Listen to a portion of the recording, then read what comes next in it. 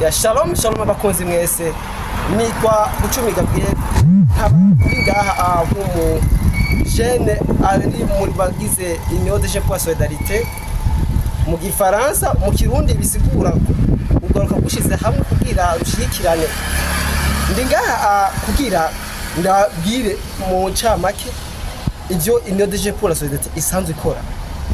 Ivyo Union de Jeunes pour la Solidarité isanzwe ikora nuko intervena mu gihe abana bagize ikibazo kigiye gitandukanye surtout ivyo guheba amashure bivuye ku buryo buke cyangwa bagaheba amashure bivuye ku nda ziba zitifujwe, aho tunafise n'icivugo kivuga kiti zero grossesse au milieu scolaire, zero abandon scolaire.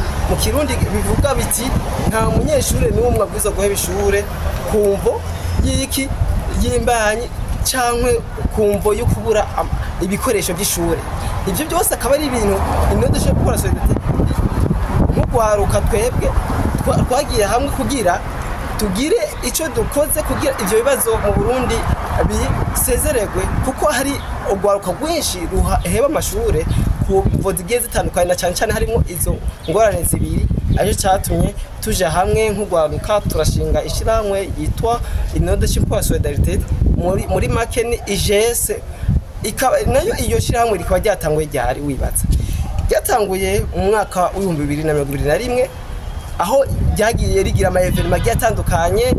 Evenement ya mbere twarayikoze mu Gatumba, iya kabiri twarayikoreye mu Buzige, iya gatatu naho tukaba twayikoreye i Bubanza muri aho bitwa Igihanga muri quartier Rumotomoto.